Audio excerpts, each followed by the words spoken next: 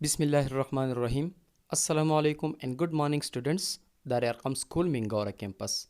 उम्मीद करता हूँ अल्लाह ताला के फजल करम से आप सब तलबा व तालिबात खैर आफियत से होंगे।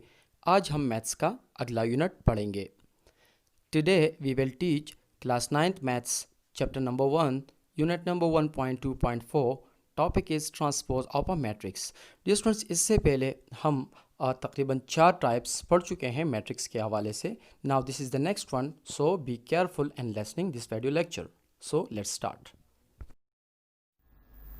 दोस्तों, आज हम बात करेंगे ट्रांसपोज ऑफ ए मैट्रिक्स पे, यानी एक मैट्रिक्स का ट्रांसपोज जो है वो किस तरह से हम डिफाइन करते हैं। ट्रांसपोज जैसा कि लफ्ज़ का मतलब हमें बताता है कि अगर आप जो है वो किसी चीज़ की तरतीब को बदल दो, चेंज कर दो, ठीक है, उसके अपोजिट ले जाओ। जैसे अभी हम लेट्स से एक मैं मैट्रिक्स लिखता हूँ ए, ठीक है, दैट इज इक्वल टू अगर आप देखें 2 4 7 6 2 9, ठीक है, ये मैंने एक मैट्रिक्स लिख दिया, ठीक है। अगर मैं इसके ऑर्डर की बात करता हूँ तो इसका ऑर्डर जो है वो कुछ बनता है, इसके अंदर 2 रोज हैं तो 2 और कॉलम 3 है तो 2/3। अब आई नो कि आपको ऑर्डर की बहुत अच्छी प्रैक्टिस हो चुकी होगी। अब आप देखें कि अगर ट्रांसपोज ऑफ ए मैट्रिक्स, ये है इसकी रोज, यानी ये R1 है, ठीक है, जिसको मैं यहाँ से कर देता हूँ, और ये R2 है, ठीक है, जिसको मैं इस तरह से यहाँ से जाहिर करता हूँ। इसी तरह मैं एक कलर चेंज करके कॉलम्स को भी जाहिर करता हूँ। ये C1 है, ठीक है, this is C1, this is C2, ठीक है, और इसी तरह दिस इज C3। तो आपने देखा कि हमने कॉलम्स किस तरह से जाहिर किए और इसी तरह से हमारी रोज हैं, ठीक है, जिनको हम 2/3 का नाम दे रहे हैं। ये ऑर्डर है इसका।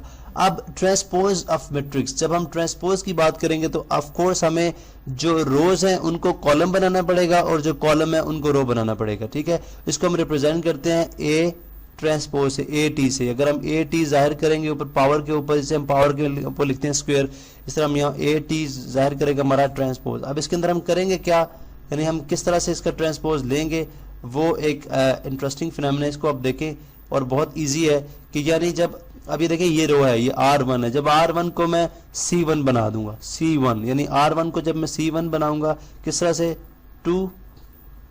यहाँ पे मैं थोड़ा सा C1 को ऊपर लिख देता हूँ, यानी इसको जब मैं C1 बनाऊंगा तो ये बन जाएगा 2 4 और 7, ठीक है। आप देखें कि 2 4 7 जो था वो रो के अंदर था, मैंने इसको यहाँ पे कॉलम बना दिया।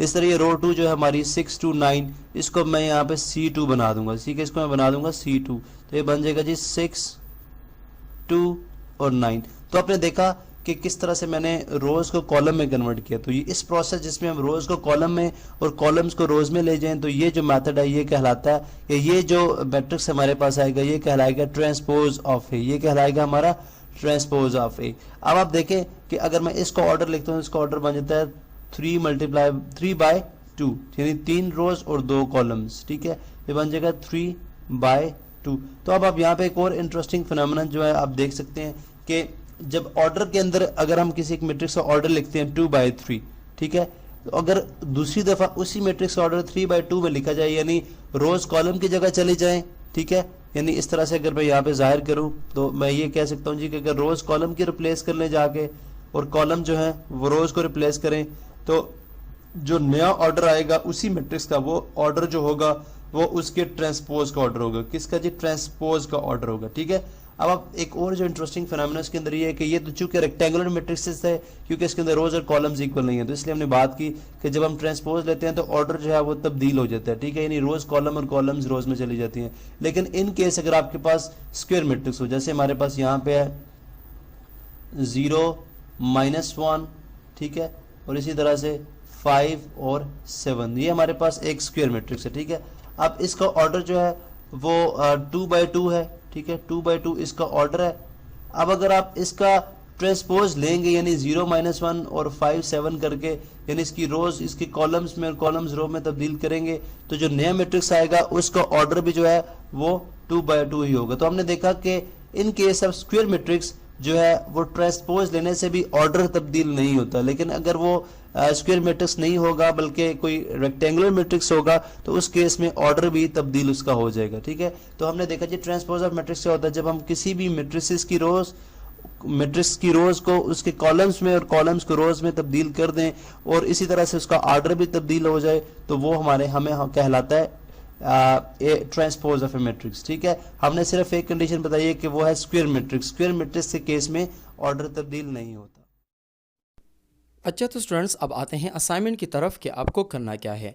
इस वीडियो लेक्चर में हमने ट्रांसपोज अपॉन मैट्रिक्स के बारे में पढ़ा, तो आपको करना यह है कि आपने ट्रांसपोज अपॉन मैट्रिक्स के कोई से भी 3 एग्जांपल्स उसको लिखने हैं, फिर उसको मेरे साथ शेयर करना है ताकि पता चले कि आप इस वीडियो लेक्चर में कितना कुछ अंडरस्टूड कर चुके हैं। So wish you best of luck. Thank you very much. अल्लाह हाफिज़।